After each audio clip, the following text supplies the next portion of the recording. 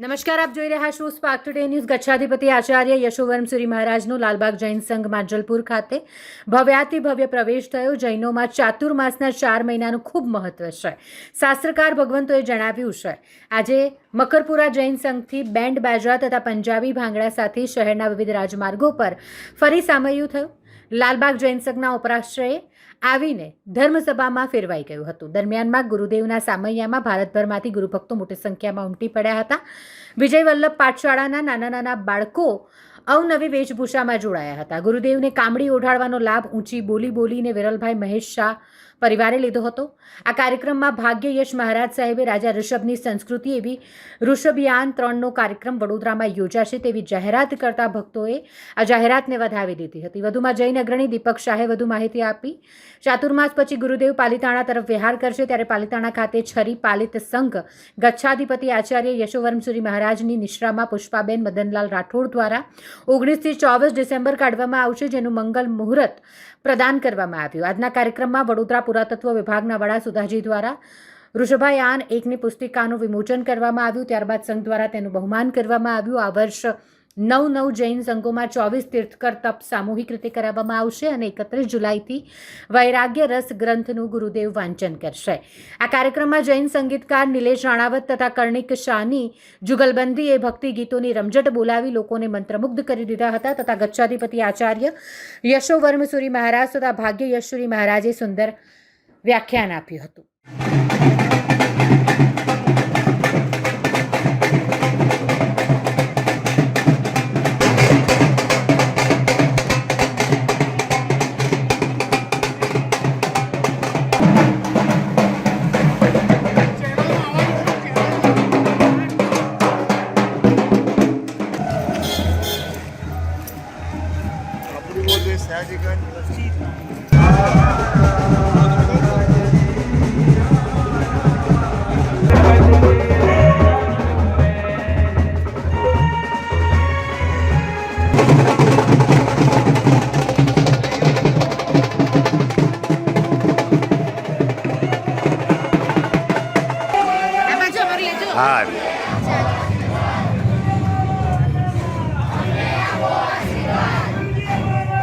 हमने ले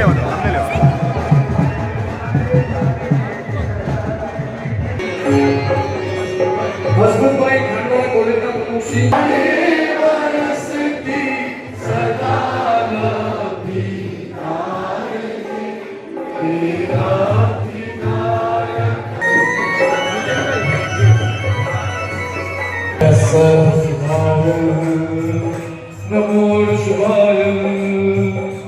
પછી તો એટલી મીઠાશ મળવી જ જોઈએ અને ચોક્કસપણે આપણને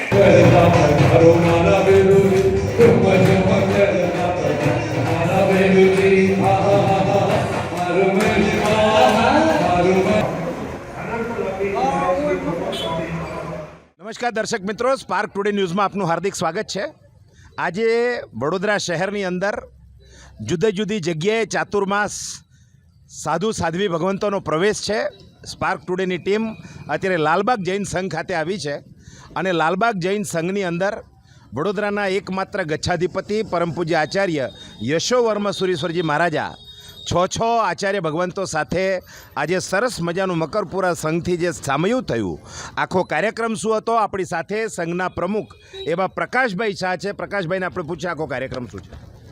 આજ રોજ લબ્ધિ વિક્રમ સમુદાયના પરમ પૂજ્ય ગચ્છાધિપતિ શ્રી યશોવર્મસુરીશ્વરજી મહારાજ સાહેબનો અમારા સંઘમાં ચાતુર્માસ પ્રવેશ થયેલ છે અને ખરેખર સંઘની ગજબની પુણ્ય છે। ત્યારે પૂજ્ય ગુરુદેવની નિશ્રા અમને પ્રાપ્ત થઈ શકે છે અને છેલ્લા 15 વર્ષથી પૂજ્ય ગુરુદેવને વિનંતી કરતા હતા, ત્યારે આ વર્ષે અમને આ લાભ મળ્યો છે।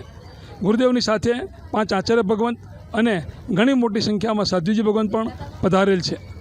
ચાતુર્માસનો હેતુ એક જ છે, માત્ર ધર્મની પ્રાપ્તિ અને પાપનો ક્ષય કરવો। એના માટે જ આ એક ખાસ 4 માસની વર્ષોથી પ્રણાલિકા દરેક ધર્મમાં ચાલતી આવી છે। એમાં હિન્દુ સમાજ સનાતનમાં ખાસ, જૈન ધર્મમાં પણ એની વિશેષપણે એનું પાલન થઈ રહ્યું છે અને પૂજ્ય ગુરુદેવ સર્વેને અંગાડી ધર્મ આરાધના કરવા માટે પધારેલ છે। સાહેબના સમુદાય વર્તી કેટલા લોકો બીજે ચાતુર્માસ કરાવવા હા, જાય? અને પૂજ્ય ગુરુદેવ ખરેખર બહુ જ સરળ સ્વભાવના છે, બહુ જ ઉદાર દિલના છે અને કરુણાવંત છે કે તેઓએ માત્ર માંજલપુર સંઘની કાળજી ન લેતા બરોડાના બાકીના 8 સંઘની પણ કાળજી લીધી છે અને 8 સંઘમાં પણ એમના સાધુ સાધ્વી ભગવંત નિશાળ પ્રદાન કરશે અને 8 સંઘના ભાઈઓ અને બહેનો શ્રાવક શ્રાવિકાઓ ધર્મ પામશે એની ખાસ કાળજી પરમ પૂજ્ય ગુરુદેવે લીધેલી છે. આજે કામડીનો લાભ વગેરે આ જે કામણીનો લાભ એમના પરમ ભક્ત જેઓએ 35 વર્ષ પહેલાં અહીંગાડી ત્રસાલીમાં સ્વદ્રવ્યથી જિનાલયનું નિર્માણ કર્યું હતું એવા મહેશભાઈ અરવિંદભાઈ શાહ પરિવાર, હસુમતીબેન અરવિંદભાઈ શાહ પરિવારે લીધેલ છે. એ પરિવારની પણ શ્રી સંઘ તરફથી અમે ખૂબ ખૂબ અનુમોદના કરીએ છીએ. સાથે સાથે ગુરુપૂજનનો લાભ બોમ્બેના પરિવારે લીધેલો છે. એ પરિવારની પણ શ્રી સંઘ તરફથી ખૂબ ખૂબ અનુમોદના કરવામાં આવે છે. આપનું નામ? પ્રકાશભાઈ શાહ, પ્રમુખ શ્રી સમસ્ત બડોદરા જૈન સંઘ અને ટ્રસ્ટી શ્રી લાલબાગ જૈન સંઘ.